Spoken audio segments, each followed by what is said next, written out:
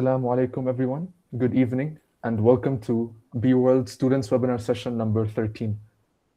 Thank you all for joining us today and for making this webinar possible. My name is Ragib Nihal Sadab, and I'll be the moderator for this session.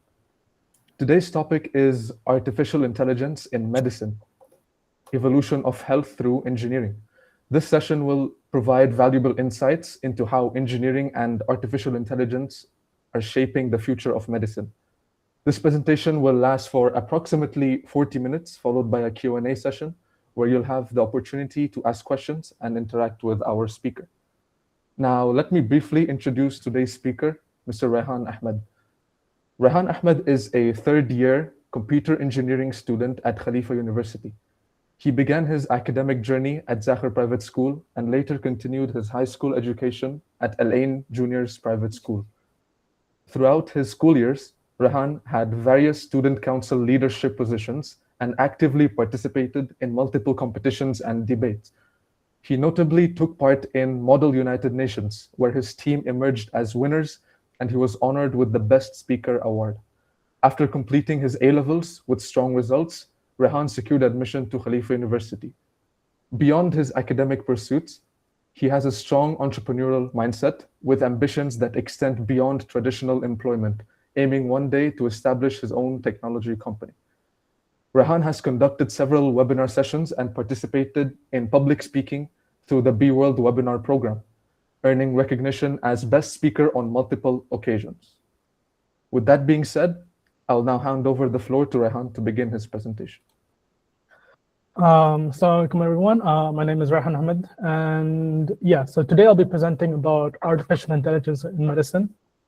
The reason I chose this topic is because I believe that AI has its benefits in, engineering, but it also has a lot of importance in different fields, like medicine, for one, because healthcare is undebatably one of the most important parts of society.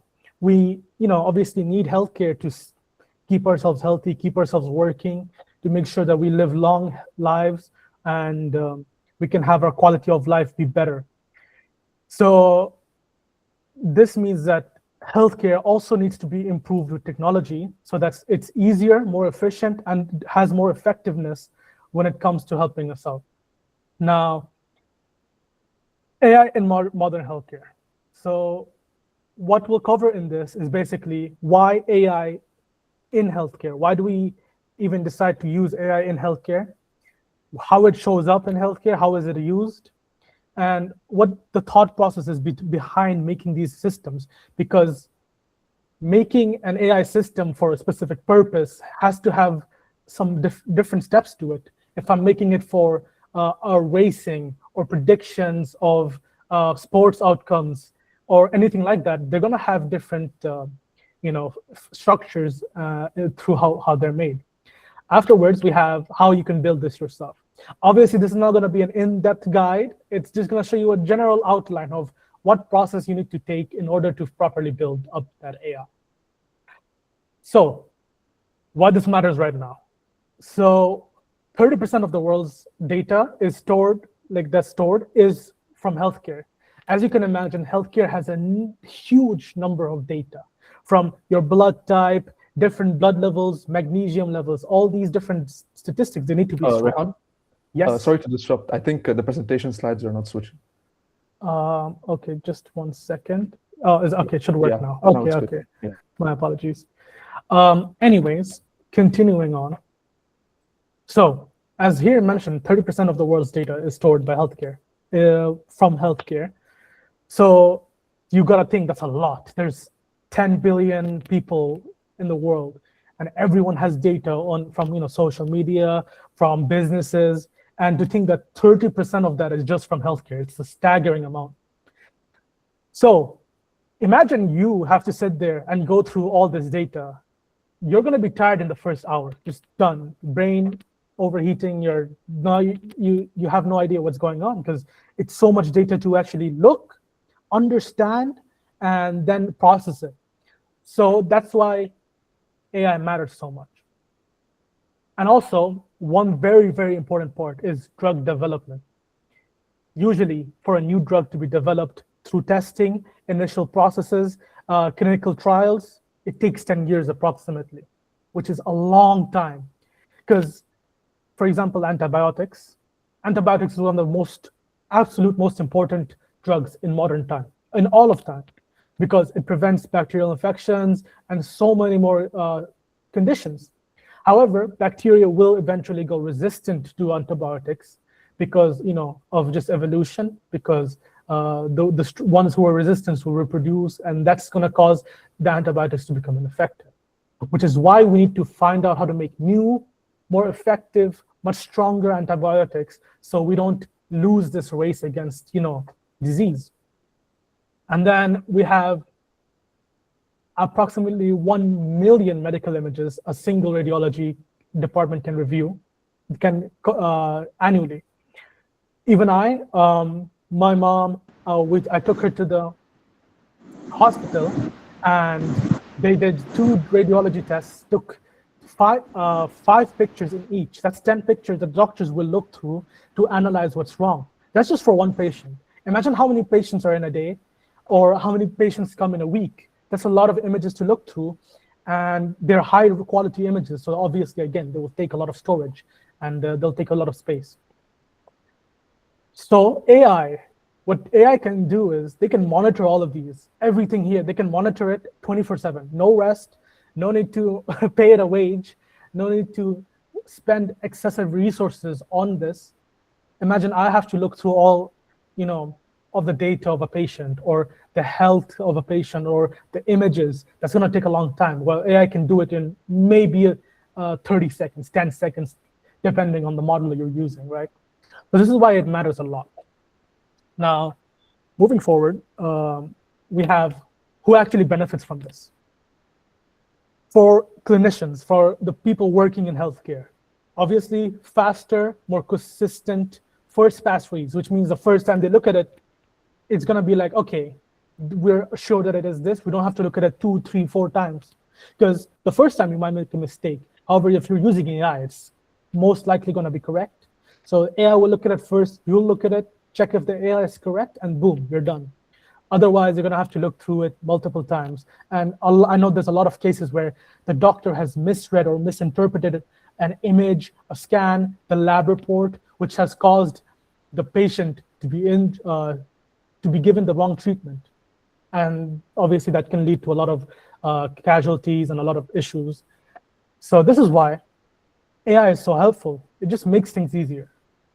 Less time on notes and paperwork, more time with patients. This is a beautiful point, because imagine I'm a doctor. Imagine you're a student, or imagine you're a person, right? I know everyone gets bored with theory. They're writing, and sometimes you just want to go out and do work. Like, for example, if you're taking a course and you have a lot of theory, you would get bored, 100%. At some point, you will feel bored.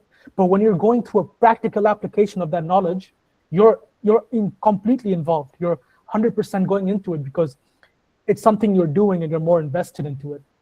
So that's why this is also important. The more time a doctor can spend with the patient, the more time they really understand what the patient needs, rather than looking at lab tests or images that can't speak back to you, that can't tell you what's wrong, that you have to find out without the help of the actual patient.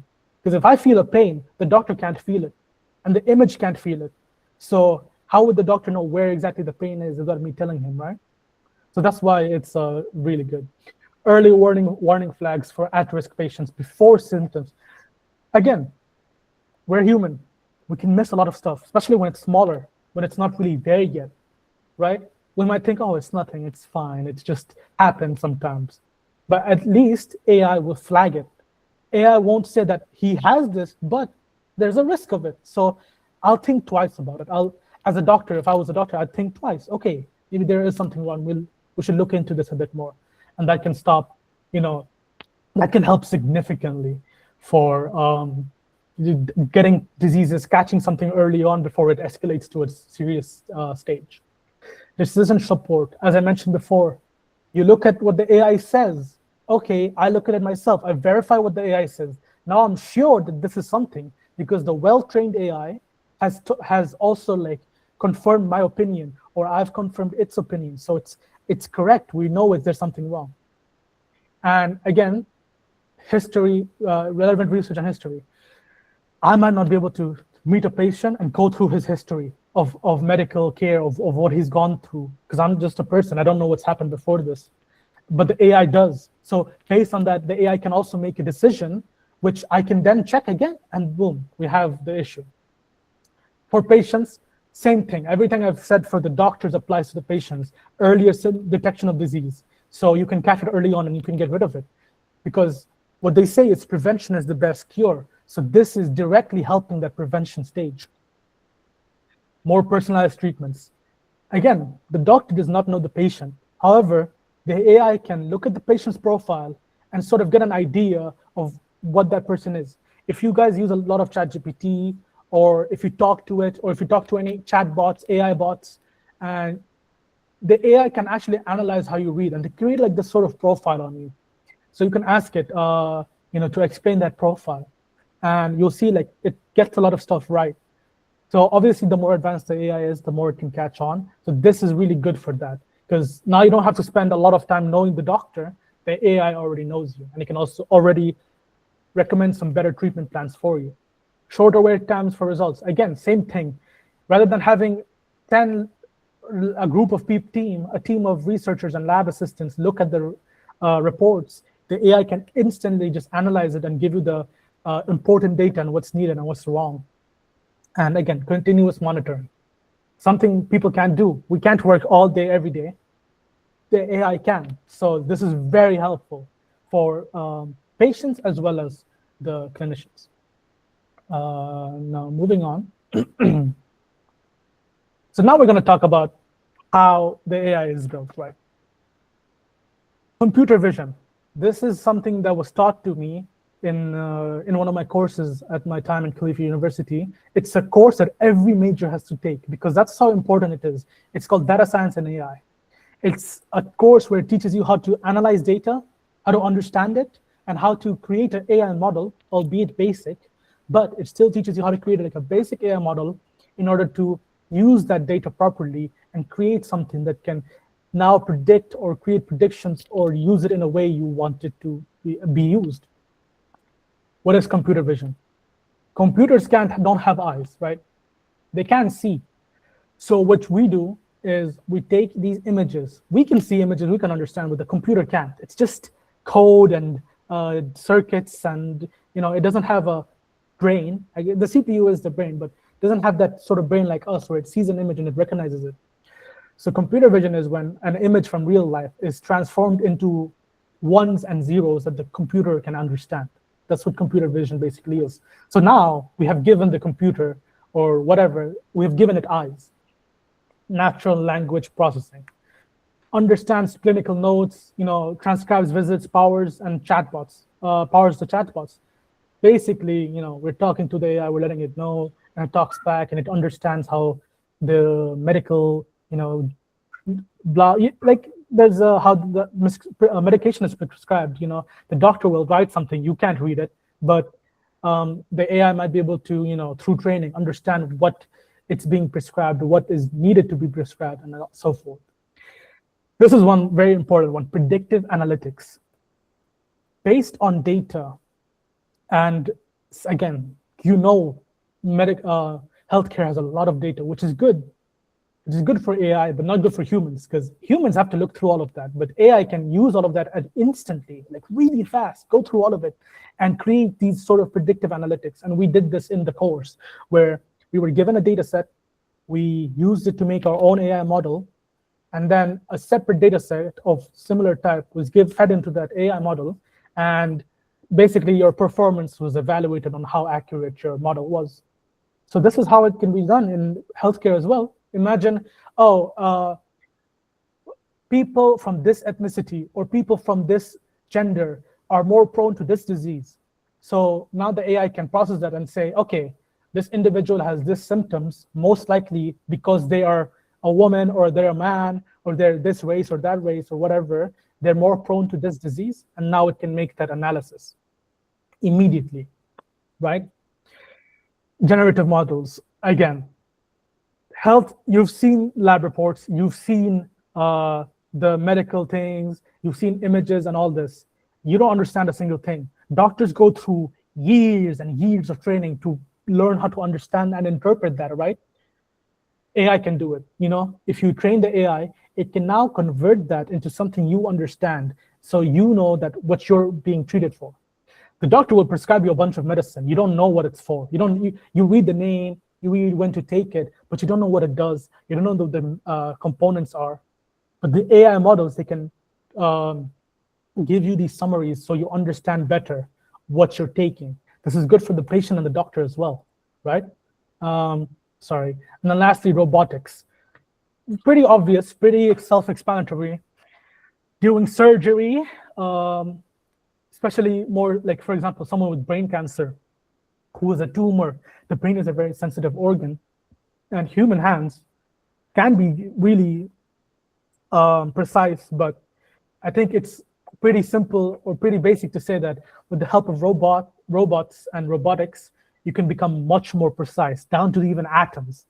And as you might have seen it already, where doctors will operate a pair of smaller hands using their own hands, which they've trained to do in order to do surgery on very small objects and smaller conditions. So robotics, again, helps a lot in this, because humans can make a mistake, but AI, a well-trained AI, might I say, not just ChatGPT, because ChatGPT makes mistakes all the time. So we're not talking about this. We're talking about a properly well-made, high-quality AI.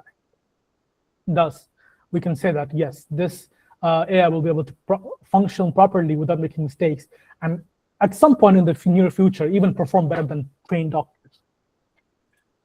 Now, first part, medical imaging and computer visions. Neural networks is basically what AI is. We are using code in order to simulate a human brain. That's what AI is. That's why it's called artificial intelligence. So these neural networks are trained on millions of scans. If I were to go through a million scans, that would take me years, months, years to go through all of that and understand and process it and learn it. AI can do that in like maybe at the longest time a day, maybe. It could be much faster as well, of course. So now, through all these scans of all these different people, you can create these categories, you can create these distinctions between, okay, this is a tumor and this is a fracture, this is what this is, and so forth. You can create a system for the AI, and the AI can know, like, okay, this is like, this has appeared in the image, which means it could be a fracture, it can mean a tumor. So now, for example, the model here, the key idea is given here, right? The model doesn't see like a radiologist. It maps pixels, patterns. So what the AI is able to do, it's able to break down an image to the tiniest pixel, to the smallest part, and analyze that, analyze groups of pixels, see what that is. I can't do that. If I had to do that, I'd have to get real close. I'd have to look very close. I'd have to, in order to better examine the picture. AI doesn't need to do all that. It can do that immediately. It can analyze. And if it does make a mistake, that's why we have doctors still. The doctor won't just accept it. He'll look at it, see if it's correct, and then make the final decision. But if it's correct and the doctor missed it, the doctor will go back, notice it, and perform the proper treatments, and then they can take the proper steps. Now, these are just a bunch of examples for what the AI can detect early and all. And this is an image which shows you how basically the process of how you integrate this AI. You have MRI machines, X-ray machines, ultrasound, CTs. All of these machines, they produce so many images, and each image is data. Every image is data. What we can do is we can take those images, which is the data acquisition part. We take all of them, group them up, give it to an AI model. Say, hey, look at these images, learn from them, understand them.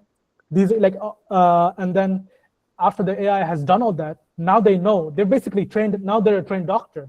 They're a trained radiologist. They can look through this, and then they can make a diagnosis. Predictive analytics and decision support. Predictive analytics. Again, like I mentioned, ingest signals. Not every symptom or every disease is obvious at the beginning, at least, where it's still preventable. It's not obvious. It's hard to tell. So AI can monitor the vitals, the labs, the medication history. It can look through all of these, and it can sort of draw a pattern from that a regular doctor might not be able to, simply because they don't have the time. They can't go through. If I'm a doctor and I'm seeing like 15, 20, 30 patients a day, I'm not going to be able to put all my time into one to make sure they get the best treatment, because there's just not possible, not enough time. Score risk. Model will output a probability. This is very important because, again, the model isn't perfect yet. It will see something and it will categorize it as a warning, but it's not going to say, oh, he's dying, give him help now. It's going to give you a probability of something. So if they see a tumor or something like that, it's like probability of this being something is this much. I can just quickly look through that, see what's the highest risk, and then just tackle those and check, from my own volition and my own intelligence, I can understand that, okay, this is most likely to happen. I should look at this, I should look at that. As a doctor, of course. So again, clinicians get flagged case, contributing factors highlighted.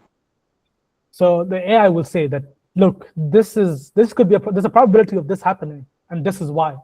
Now, it's been explained to me. I can just look through it, see if the AI is being correct, and then I can just check if it's correct, and boom, I've either solved the case or I've said it's nothing. I checked it, it's nothing wrong, it's fine. False positive, right? An example of this is early warning sepsis models used in ICUs, analyze vitals in real time, alert nurses hours before a clinician might.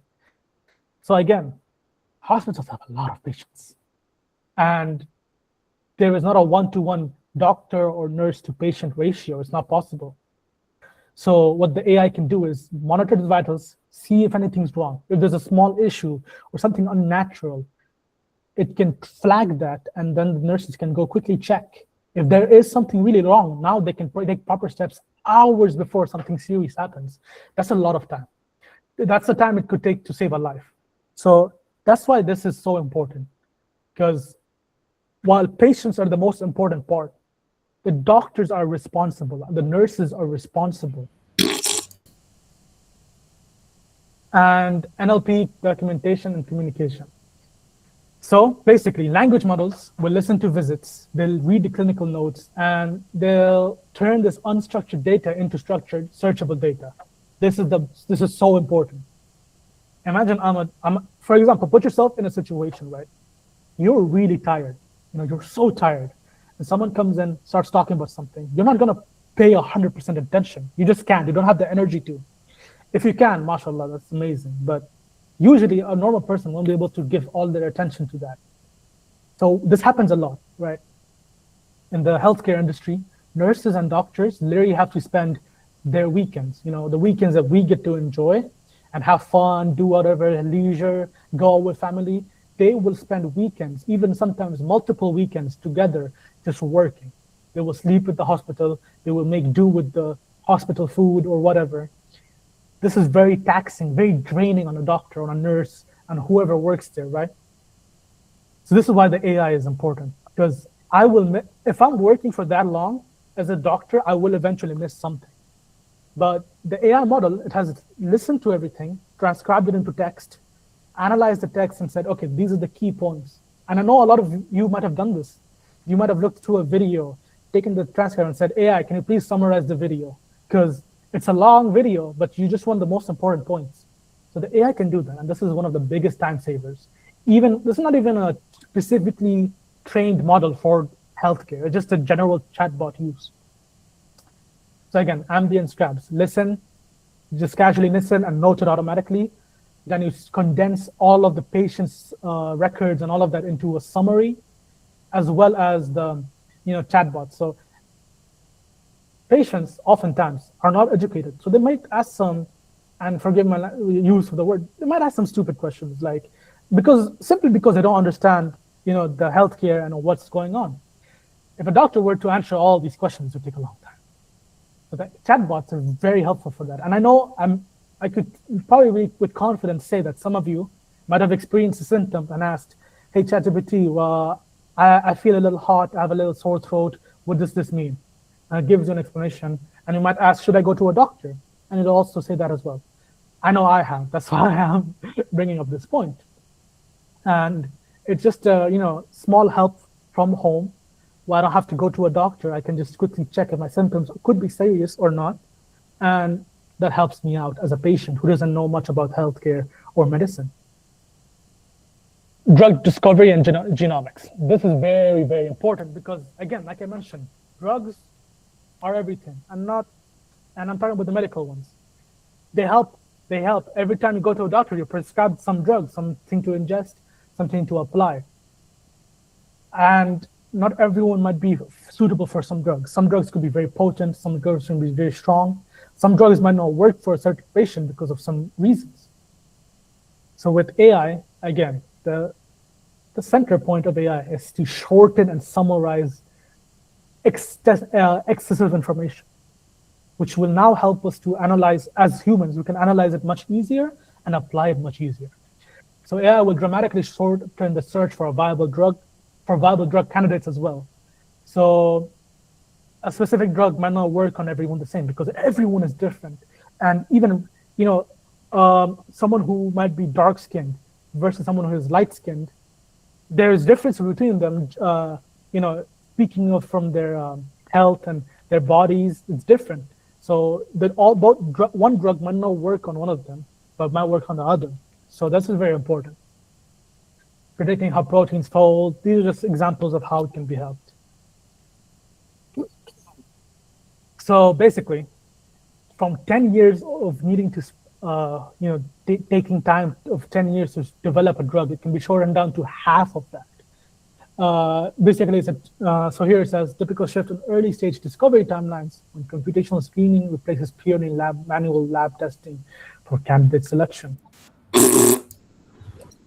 So basically, imagine, you have patients coming in, and I'm having to sit there, do the tests, analyze them back to back, continue going on. That's not really valid or viable.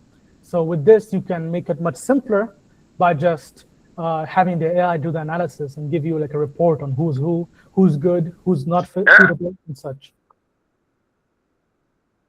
So remote monitoring and wearables. Again, this is the same thing with the monitoring, right? You have a lot of data, heart rate, glucose, oxygen. If you're a diabetic person, you have to monitor your glucose constantly. And these are all tracked through, they're not appointments, they have to be constantly monitored. So AI can help with that. Anomaly detection, like I mentioned before, and reduced hospital readmissions. Again, these early interpretations of their situations can help AI to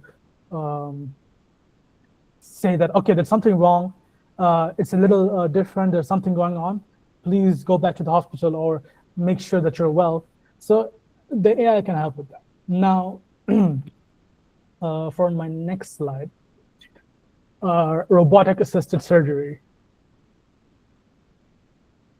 So I mentioned this before, surgeons will be in control because surgeons are very, very trained. It's the highest level of medicine where you're a surgeon because you're hands-on interacting with someone's life. And a small mistake can mean death. Done. It's gone. You've lost them, or you can't help them, or something like that.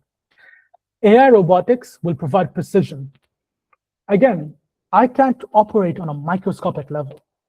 Trained surgeons might be able to, but only like the best. So which means that there's a small quantity of them. Everyone needs, let's say everyone needed precision surgery, but we don't have enough doctors. What do we do then? This is where robotics can come in. They can help remedy that situation. Stability, real-time guidance. Again, AI can help with all that. Tremor filtering. Oh, sorry. So basically, if you hold out your hand, try to keep it steady, you're going to notice a tiny bit of movement. Maybe if you don't, mashallah, you could be a surgeon, but even a tiny bit of tremors or slight movements, that could be fatal in a surgery. So sometimes robotics can help with this. Real-time guidance.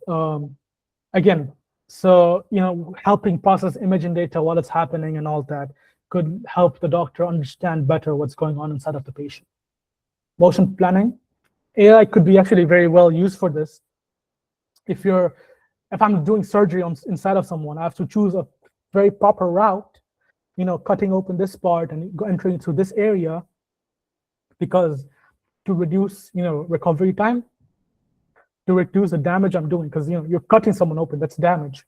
So making sure that I take a path, which is the shortest path, and it has the most effectiveness and lets me work properly on the issue. That's how the robotic assisted surgery part goes. Now, as a lot of us are Bengali, I wanted to bring up a case for Bangladesh. So this is like a real world application, right? Tuberculosis screening at scale, AI-assisted X-ray screening. Again, a challenge we face in Bangladesh is that, as it says here, there's 7 doctors per 10,000 people. The World Health Organization recommends 23. We have 1/3 of that, roughly. That's obviously a serious problem. If a lot of people needed healthcare, there's a lot of strain on the clinics and the hospitals. And if we're relying on solely physical human labor, it's gonna be incredibly difficult for the people working. This is where AI can help remedy and properly help them in that situation, right? So, for example, America has 30 doctors per every 10,000 people. Europe has, I believe, 80 doctors per every 10,000 people.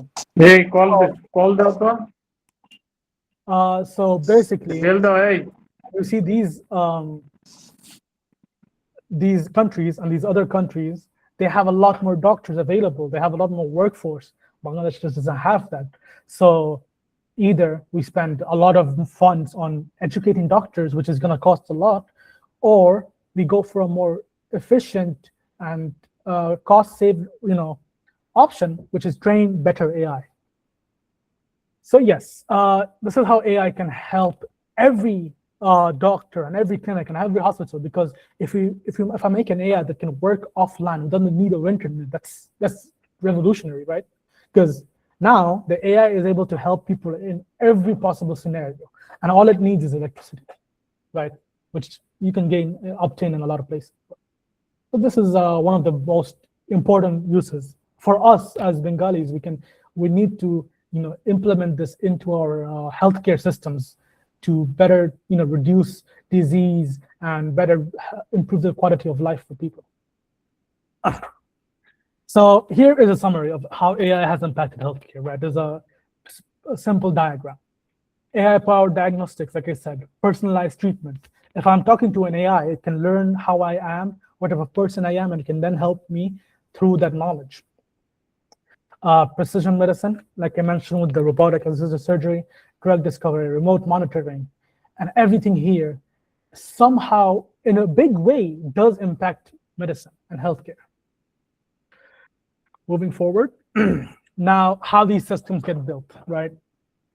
There was a small part on this before, but this is a more it's a generalized explanation, but it's still effective.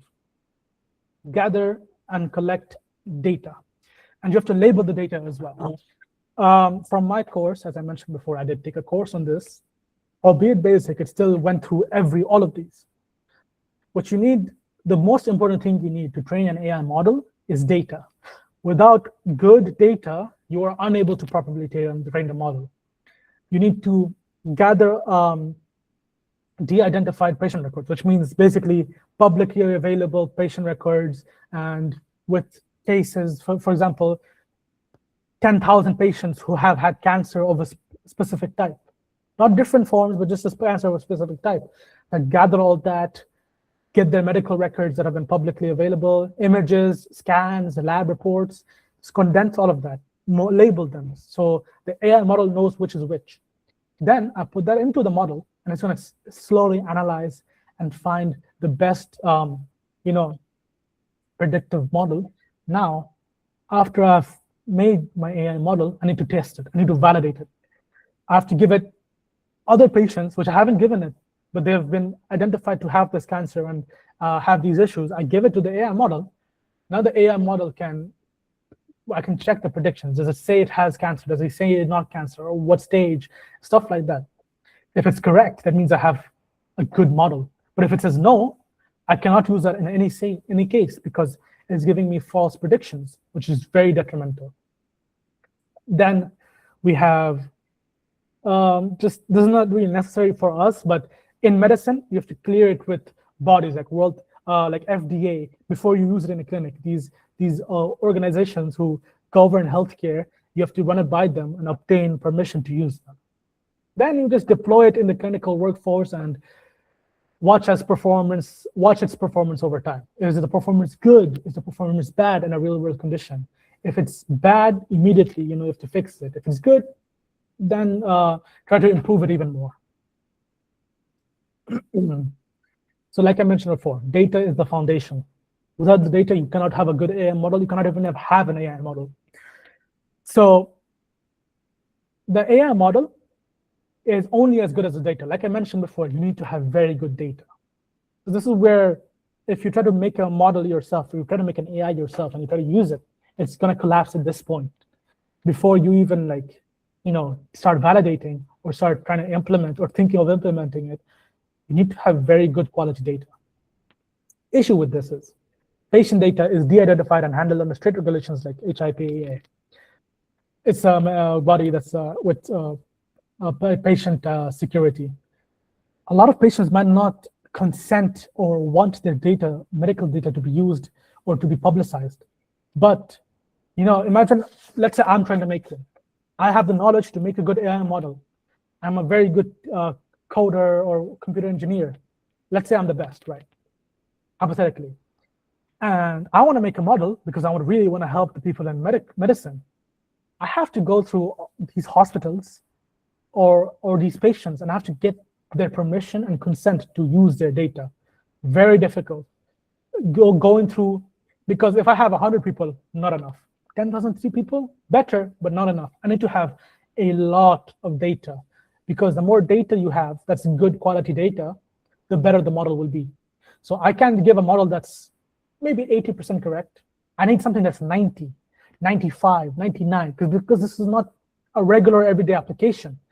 This is healthcare, this is medicine, this is people's lives, and I need to be very careful with that. So that's why it's very difficult to make an AI model that's efficient and effective. So representation, there's bias. Everywhere there's bias. If I go, for example, in a country in Africa and I get data from there, obviously a lot of Africans have dark skin. So when I try to use that data on a European country of mainly Caucasian people or Caucasian individuals, the model that I use in Africa won't be effective in Asia, in Europe, for example. So this is why you need to not only understand the different biases and account for that, you need to properly get data that does not rely on the bias. So that okay, this is actual real data that doesn't have something behind it. For example, if I make a model on all women and try to use it on men, it's not obviously going to work very well because they have different conditions, they have different biologies, which will affect the model negatively when you're testing the model. So quality and labeling. So labeling is basically to show there's a number, right? Let's say you have a number. You don't know what that number is. Labeling is basically saying, okay, this is the glucose level. So now all these numbers are the glucose levels. And let's say you have a label saying condition, sick or healthy. And now with those two, you can understand, okay, this glucose level is very high, so the patient is sick, or this is in the normal range, so the patient is healthy. But if the clinicians aren't able to label them properly, if I say, if I type G for glucose and I type S/H for sick and healthy, I'm not going to understand that. How do you expect the AI to, right? So this is very important when it comes to data. Now, the next part, another very important part as well, right models. There's different models to AI, different, basically you can say, how cars have a different make, different brands, they make it differently. This is basically kind of like that. These all have different functions. They work better in different cases. For example, classical machine learning is for structured text data. You take the, lab reports and all that. This is obviously going to be faster to train because it's just text. I can also look at a lot of text and quickly say, okay, this is bad, this is good. That's why this version of a model is much more effective, and it works well with smaller data sets. And it's an example of how it can be used. Deep learning is best for images because this first one cannot see pictures, but a lot of medicine is pictures, CT scans, MRIs, and whatnot. So deep learning can learn from the pixels themselves, but it also needs a lot of data because the pictures are much more complex than the text. So if I say, okay, glucose level from 0 to 10 is healthy, anything else is unhealthy, boom, the AI knows everything now. It can quickly, just like that, go through 1 million patients. But deep learning is obviously much more complex, where the images might not always be clear or might not always have the specific thing. So it needs to be very, very detailed in its expansion. So you need a lot of data. And also has to be labeled very well so the AI doesn't get confused. So again, this obviously, you see here, the example use case is, simple, admission risk, but this is severely has more weight. Detecting tumors in a CT scan is very important. So for large language models, this is basically ChatGPT, Claude, and all these models. They can understand normal language, and they can summarize that and make it easier to read. So that's also very important when you're making an AI model. Now, validation, testing, and regulation. Basically, once you have your AI model and you have the data and you've trained it, what you need to do next is you have to validate, you have to check if that AI model is actually working. Is it good? Is it reliable? So before the model is used on a real patient, what you have to do is you have to prove its accuracy on unseen data. If I tell you, if I give you a sheet of people who are healthy and say, okay, these are the healthy patients, and I give you a sheet that's unhealthy, and I tell you, okay, these are the differences. But then I give you a sheet with mixed, and you can't tell them apart, that means your prediction and your accuracy is very low because you can't tell the difference. That's why you need to test the model's prediction and accuracy on unseen data before you actually apply it to real people. And then you have to pass reviews by regulators, which is just a healthcare thing, specifically for healthcare. Obviously, organizations have to make sure that this is a proper product. You have to try it in clinical trials, and shadow mode testing is the real doctor does everything, and then they later check if the AI was doing it right as well. Then you also have to monitor it continuously, which is some work, but it's not as much as having to go through all those patients. So why it's different? Basically, our recommendation engine AI model, which is wrong 5% of the time, is small. If I have 1 million patients and it's only wrong 5% of the time, that's like, small amount of people compared to the bigger number. But what you have to understand is this is a recommendation engine. A diagnostic model, right? Diagnostic is actually giving a result for, yes, he has this disease. If he's wrong 5% of the time, which means that a single patient, or even like, from 1,050,000 people, they're being affected. Now, you're missing that many people. 5,000 people are being diagnosed improperly. That's going to cause, that's again, depending on the severity, it's a life or death situation. So for a basic recommendation, it's just saying, okay, maybe he has this. But if you're using a diagnostic model, which looks at the image and says, oh, he doesn't have cancer, but he does. That's a big thing. So that's why for these different types of models, they have different types of testing and this different standards they set. Almost to the end. Okay, this is again another summary of the process. You take all this data from everything, just everything in general, and you combine it into, you sort it out into different data that you can read. You give it to the AI once. AI will fully understand that.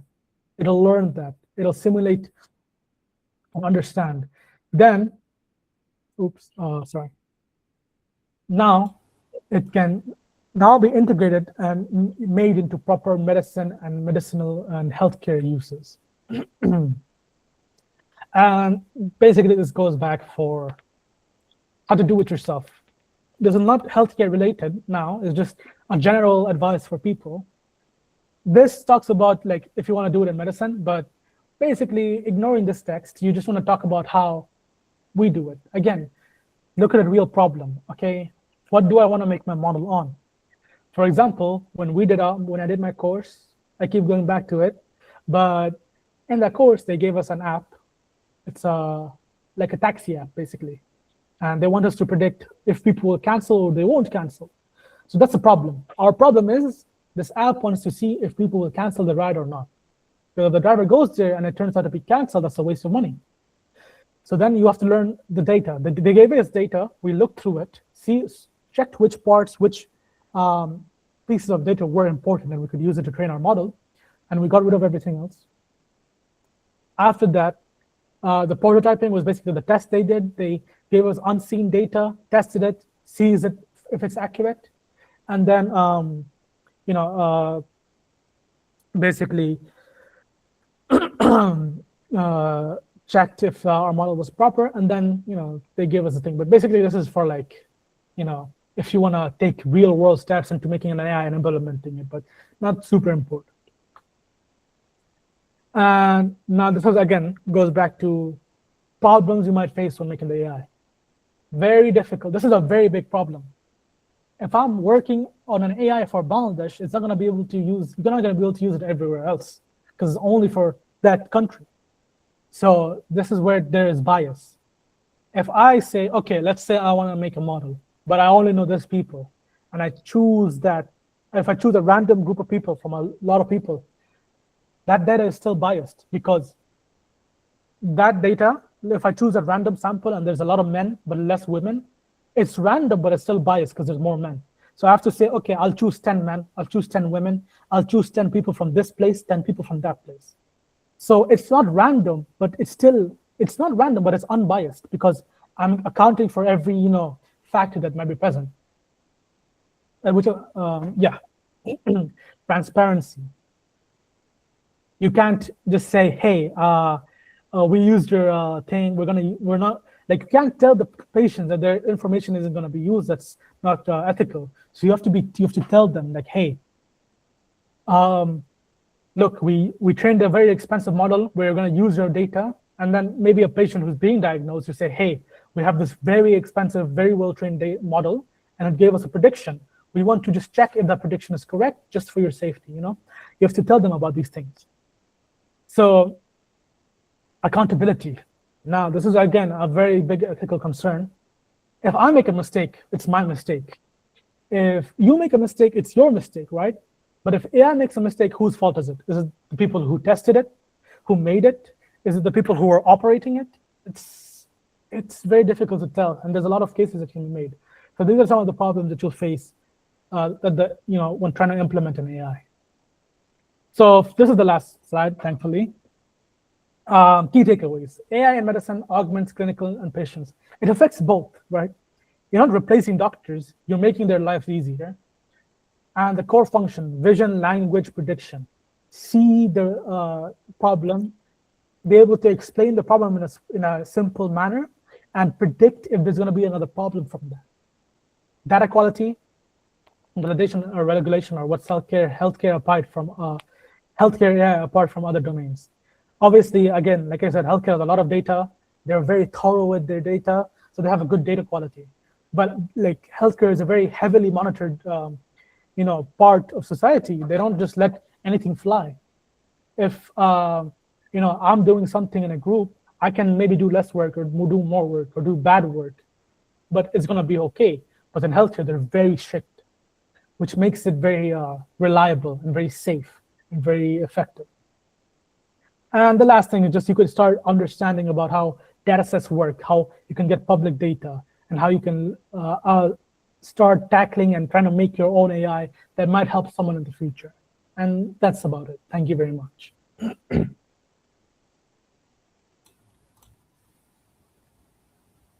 Thank you very much, Rayhan, for that insightful presentation. I hope everyone learned quite a bit from the role of artificial intelligence in modern healthcare. We will now move on to the Q&A session. If you have any questions, please free to share them. I see the first name is Mr. Atal Rahman. Yeah. Please. Thank you, Mr. Rayhan Ahmed, for his outstanding keynotes and summary of the new theme of the topics as mentioned. I think I like to ask you a question that do you think it is suitable for Bangladesh just now, or we have to start with some cautious measures, then start it within 5 or 10 years later? That is my question. Yeah, okay. That's a great question.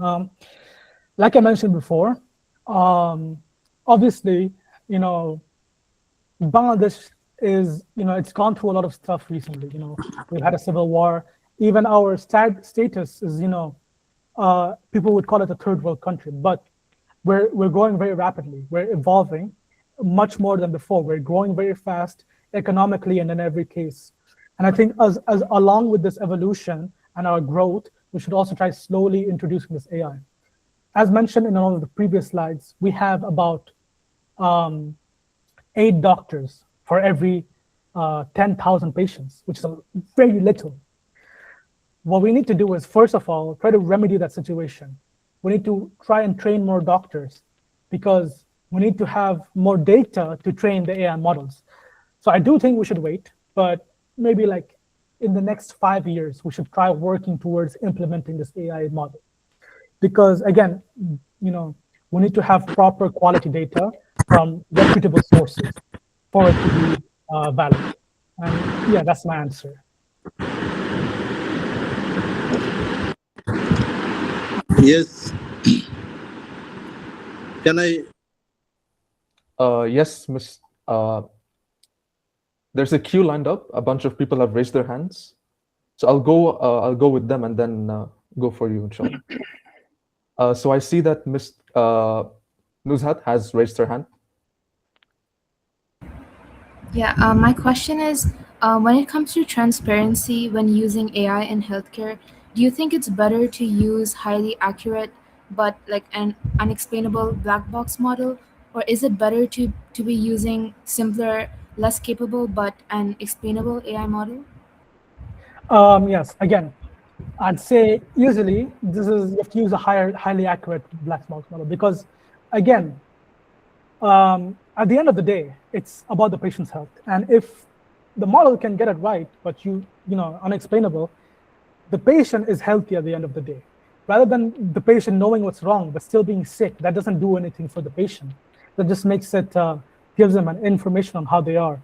But hypothetically, if I were to say, hey, listen, we can't explain it, but your cancer has been cured, that's a better information than saying, hey, you have cancer. It's so using just a hypothetical. Obviously, it's not that effective, but I'm just giving you an example of, yes, a higher accuracy, less explainable black box model would be better. Okay, thank you. Okay, next we have Saria. Yes, hello, am I audible? Yeah. Okay, so first of all, I wanted to say that was a wonderful presentation. I think you made a lot of insightful points, and I'm pretty sure me, along as a lot of other people, have learned a lot. So my question is, as in the future, AI will become more and more accurate, and it will start being used in many places, not just medical fields, but since the topic is medical fields, I'll focus on that. As it becomes more accurate in the medical fields, do you think there's a risk that doctors could start relying on it too much, and some of them could end up losing their some of their skills? And how do you think we can prevent that from happening? I understand what you're saying, and I get what you're. I understand. Basically, yes, if in the situation where doctors start relying too much on the AI, they could lose some critical thinking and analyzation skills. However, the way to remedy this, right? It's pretty simple explanation. While you're training to become a doctor, you're gonna just, again, it's very rigorous. You have 7 years of study with another 3-4 years of practice before you can actually work as a doctor independently. So during this training process, you're not gonna teach them, hey, this AI, is doing this. You're gonna give them a very surface level explanation without having them rely on it, so that they can develop the skills just in general. And I think another way we could do is having the nurses or the specific technicians who will monitor and operate and maintain the AI. So they'll have this the skill to be able to use the AI but also maintain it, and then relaying that information to the doctor. And this way, the doctors themselves won't be super reliant on it, and they'll still have to have that those skill sets, and they'll still have to use it to some extent. So yeah. Thank you. Next, we have Sinan. Assalamu alaikum. Rayhan, good presentation, bro. Thank you. Very informative. I have a question. Could AI prevent medical errors in high stress environments? Sorry, could you repeat the question? Could AI help prevent medical errors in high stress environments? Oh, of course, yes, that's a very good question. Yeah, 100%. Again, AI doesn't feel distress. AI doesn't feel emotion, which is, again, a negative and a positive, where in these high stress situations, their judgment won't be affected by what they're feeling. And thus, they can give a very objective, answer and analysis on the situation, where a doctor might fail. But, so when it's again, you can train AI to be different things, right? You can train AI to sort of simulate emotions and such, like maybe if you try to do, again, chatting with ChatGPT or any AI models, sometimes you can see they try to sort of replicate emotion through their language. You can have those specific models for, when a patient wants to talk with the model, and more objective, more reliable sources that just give you precise information for high stress situations. So different models for different situations, basically. Yeah, but yeah, that's my answer. They can, yes. Okay, next we have Engineer Sajid Hussain. No, Atar Rahman. Oh, Atar Rahman, I'll get back to you since there are other people who hasn't asked their questions. I have a question, good question. Thank Thank you, you, sure. Mr. Go Rayhan. ahead. You say within 5 or you expect within 5 years in Bangladesh this system will come. But first thing, doctors and a lot of support staff like nurse, ward boy, or technicians, they have to be trained. This will take a time and also some budget. Do you have any costing idea how much per person will need, and that to be ventilated to our government so that they can adopt these things with administrative process and revise or adoption of act and rules in the Bangladesh context. That will take time. So who will reach this type of message? This is good for us.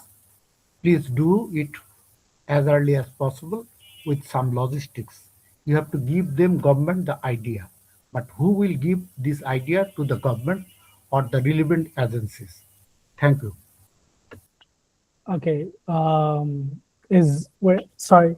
Is that could you repeat like the specific question that you're asking? Just The question is, yeah, we need training, that's money, it will take time, and these some regulations and act have to be changed in our Bangladesh context. It will take some time, and who will ventilate, give the message to the government, this is good for us or the people of the country, and you have to do it within this budget. This who will say to the government, and whether it has been told to them or any agency. Thank you. yes. Okay. So, all right. I'll try to answer this to the best of my ability, though I will admit I'm not an expert. However, the people we elect in these positions of power that we choose, okay, we want them to represent us. These government bodies, they work for the people. And I believe if we come as a collective and we say, hey, the healthcare system is not very efficient and there's a lot of disease, and we want to help, we want to work on that situation. We as people, everyone, not just a single individual, we need to approach the people who we have elected to represent us. We have to tell them, hey, we need this to be fixed because we chose them because we want them to be our voice. And then those people will relay it to the government, and it'll be a group effort from within them where they will work towards it. And this has to be between, if the people are satisfied, and this has to be communication between the people and the government to see if the changes that they're working on and they're what they're doing is being effective, is it good, is it how it's functioning. So we have to communicate with that between the people and the government. And that's why we choose people, we elect people, because they have to be our representatives, or otherwise we will have no voice and we will have no effect on any government decisions. So that's what my answer is. I hope it was clear enough.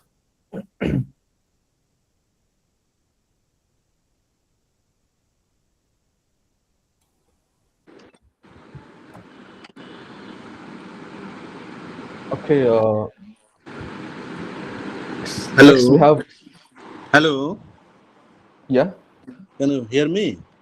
Yes. Okay. I have simple two questions. Since healthcare is often a matter of life and death, if AI makes a wrong diagnosis or treatment recommendation, who will be legally and ethically responsible for the consequences?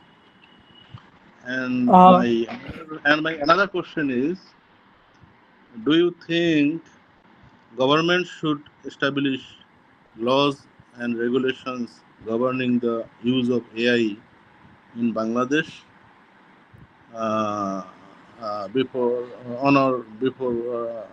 5 years or 10 years or right now? This is my question. Yes. Okay. So for the first one, that's a very good question. And that's actually one of the points I mentioned in the previous slide, which is who has the responsibility. Let me just, 1 second. Yes, accountability, who's accountable.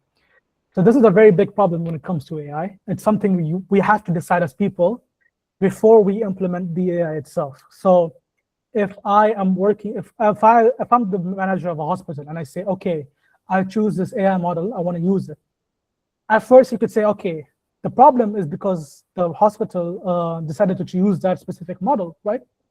But then it could also go back to, hey, the people who made it weren't using proper data. So this is a very big problem which everyone needs to collectively decide on before we implement it, so that someone will be held responsible. And obviously, if AI makes a mistake, that's very difficult to say. But whereas a doctor makes a mistake, he's the one responsible for it. So it's a very tricky question that I can't give you an exact answer on, because it could be a lot of things. And it's one of the biggest problems with AI as of today. And probably even in the future, it'll still be a problem, because you can't really say who's at fault. Is the person who's operating the AI not doing it properly or not trained properly? The people who made the AI couldn't make it properly? Who chose that AI? It depends on a lot of factors. So that one doesn't have a specific answer. But as for the rules and regulations with AI, this surprisingly, AI is still in a very early stage. It's still very early for AI. It hasn't been a decade. It hasn't been 2 decades, 3 decades. It hasn't been a century. It's still in its early phases. It just feels like a lot because AI grows very rapidly. And I do believe we should slowly start implementing these rules and regulations around AI, because excluding medicine and just in general, AI can be used for a lot of malpractice. So there needs to be very strict rules and regulations implemented from the beginning, which we can then later on change or introduce new rules depending on the situation then. But I do believe some policy should be implemented right now, yes.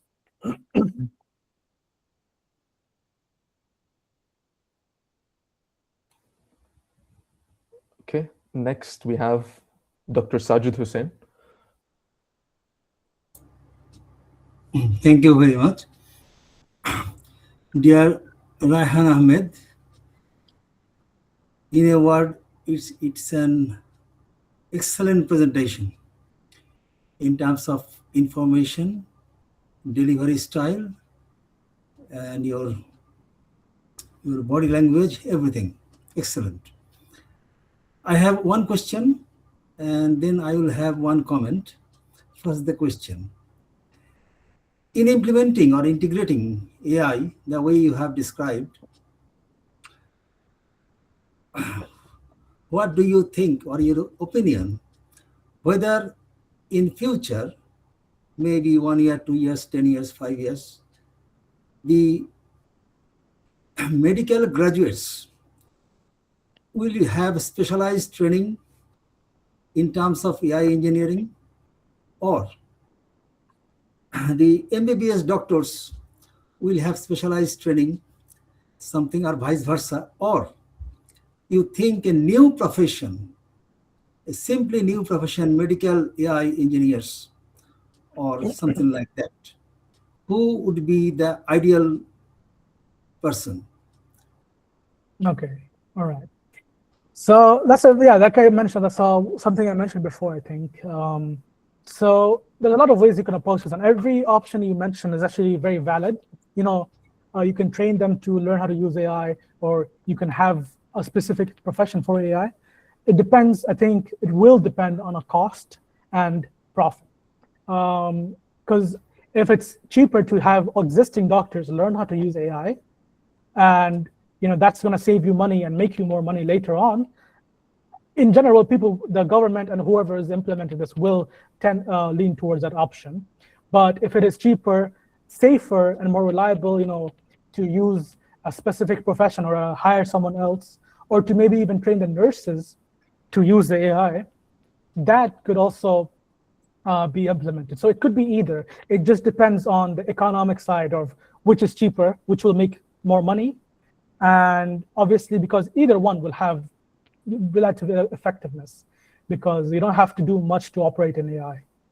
So that's why I think it could be either, but I believe more so the nurses who help doctors, or who look after patients, or who work together with doctors, they will be experiencing this. Because when you go to a hospital, the nurses will take your blood pressure, health, they'll ask you what's wrong, then they'll do all the tests, and then they'll take you to the doctor, where I believe the same thing will be happening, where they will also operate the AI and help with that.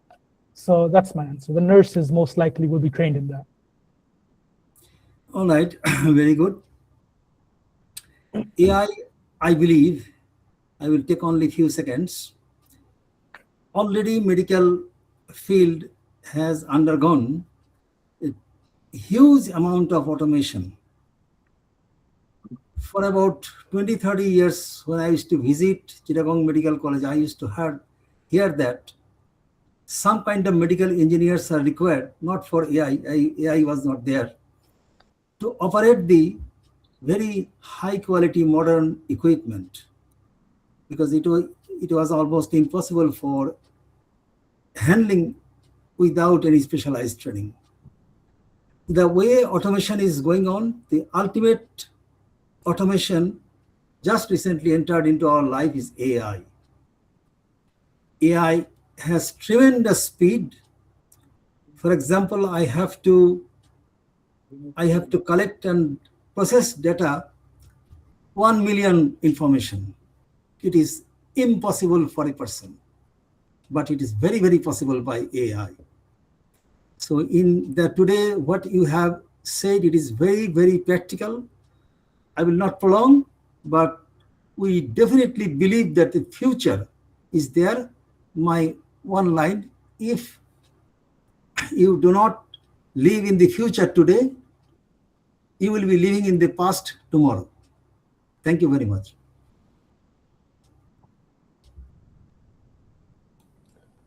Thank you, Dr. Sajid Hussain. You're Now, welcome. since there's no more questions, I believe. So Yeah, Ragib, before I we, believe Mr. Hashmutuzzaman. You can. okay, Mr. Hashmut. Good evening. It's a very grateful that Mr. Rayhan Ahmed, his presentation is very a lot of information and very enriched with that will help our healthcare sectors. Especially, he talked about AI application in Bangladesh perspective. Really, we need a very good design of AI to upgrade our healthcare sector. You know that on our healthcare sector is very it's managed in a very wrong way. Healthcare sector, there is no integrity, and you thought about. So I shall give importance being an engineer. There are huge role of infrastructure. I mean, hospital indoor environment to maintain for the betterment of healthcare facility.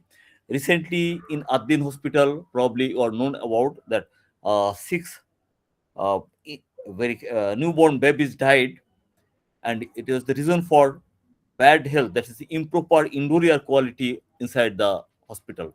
So whenever you are developing thinking about AI, please have a note, take a note on infrastructure development. I mean that indoor air quality, its temperature, humidity, oxygen level, and many others parameters, say biological contaminants level, all of this.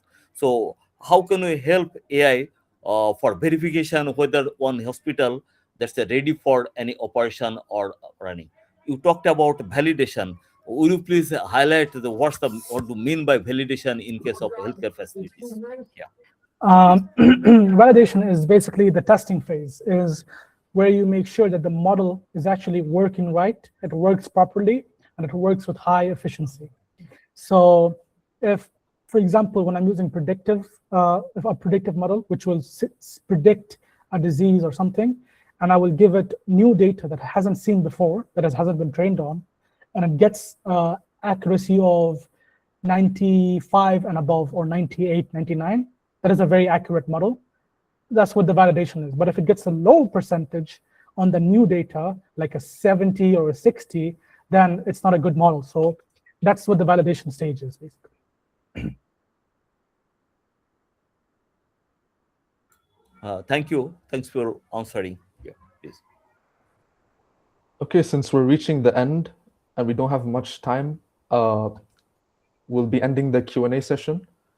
Thank you, everyone, for your questions and participation. And thank you, Rayhan, for taking time to answer them.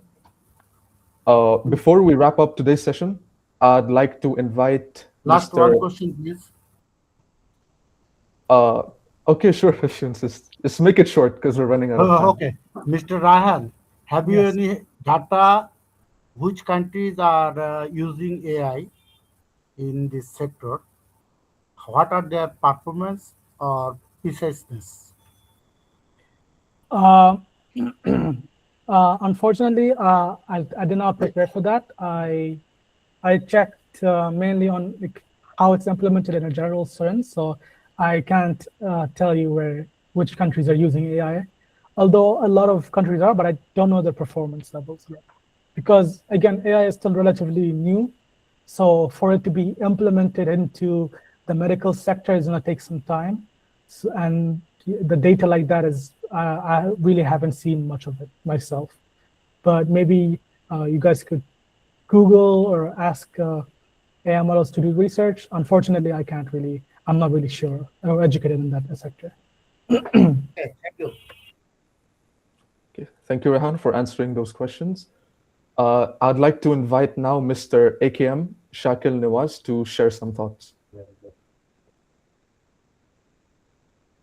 Mr. Nawaz, are you here?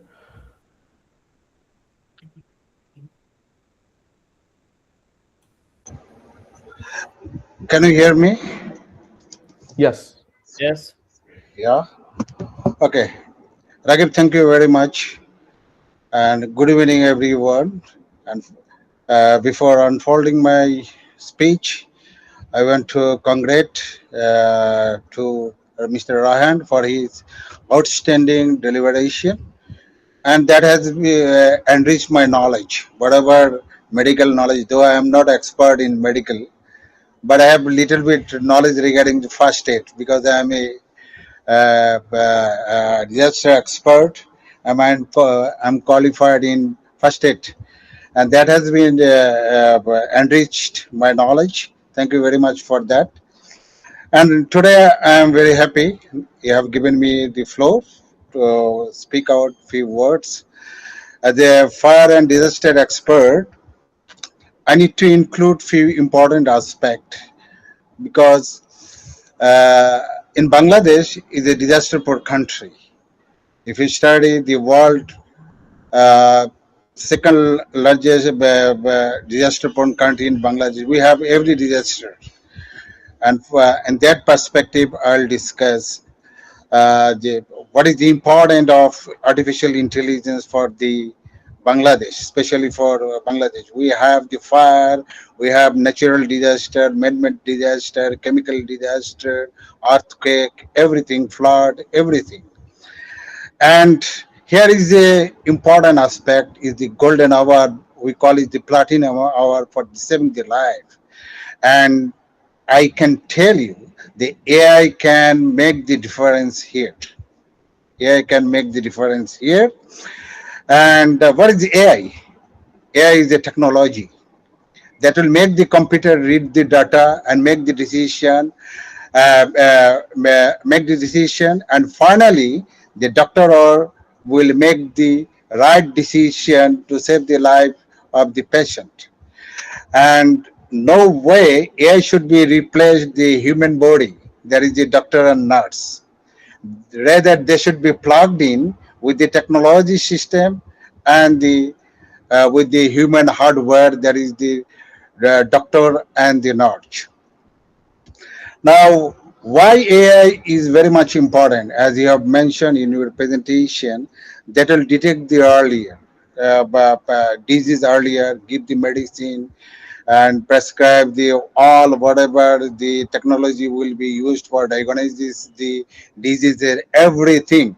That means that will ease up the time, managing the time. The more time you can gain, the more life you can save.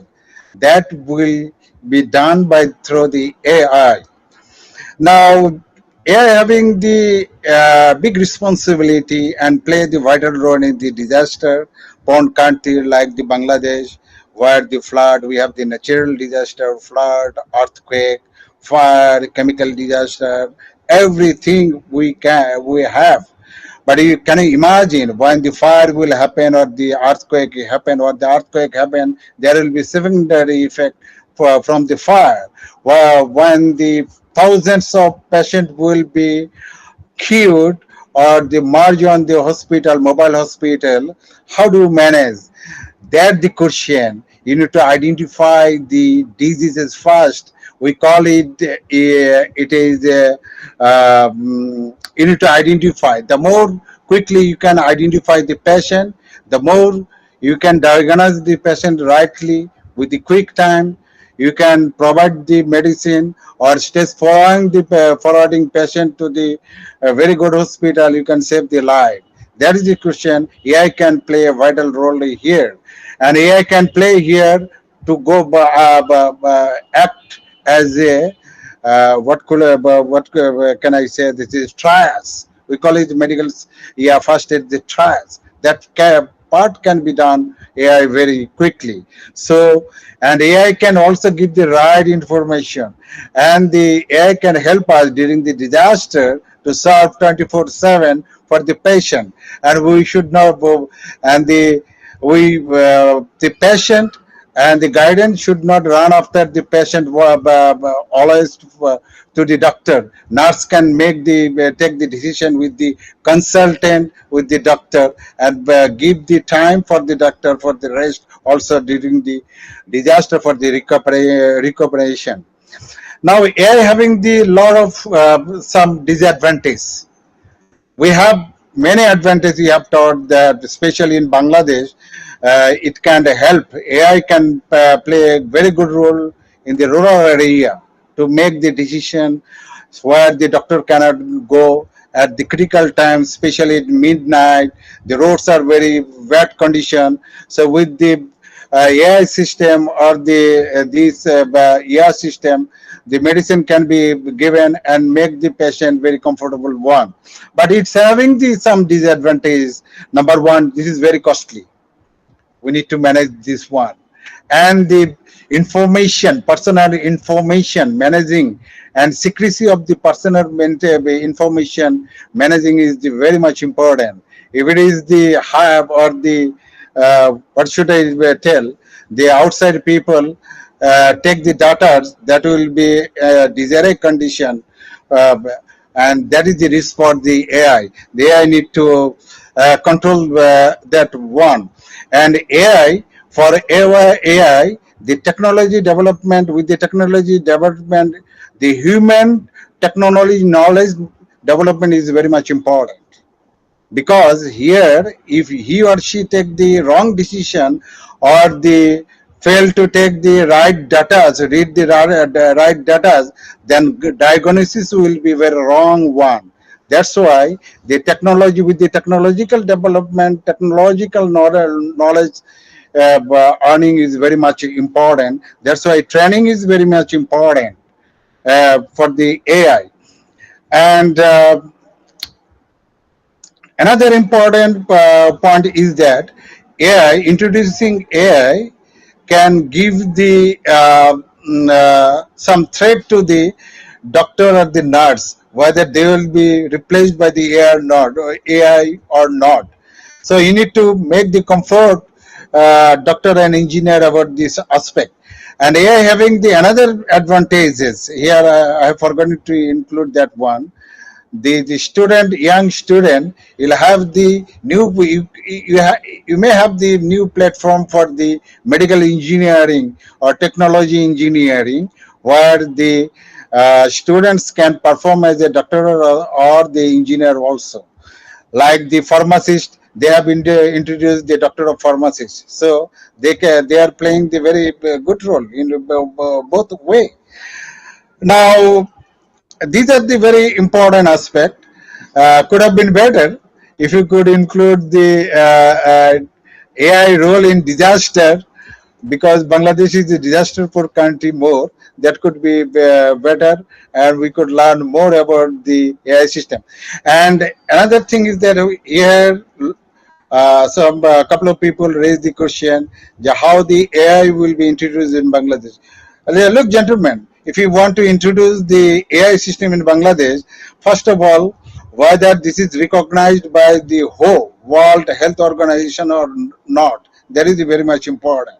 If the WHO is agreed, they can play the very important role for making the decision for the Bangladesh.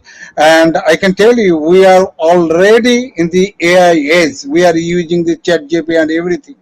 We are for making the decision or making the paper, everything. We are on the platform. Now this is the time to improve our technological knowledge. So I think that's all about from me.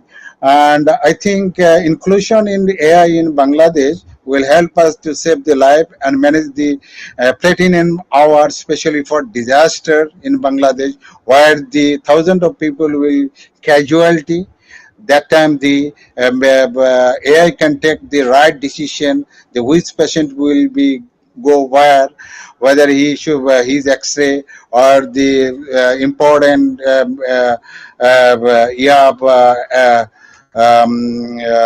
examination will be taken place or not.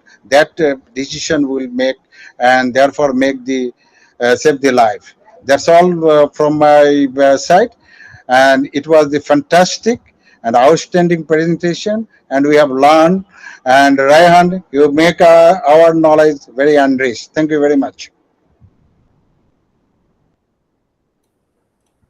Thank you so much, Mr. Akim Shakil Nawaz. Those thoughts were very comprehensive and very insightful. I would also like to invite Dr. Sajid Hussain to give a concluding speech.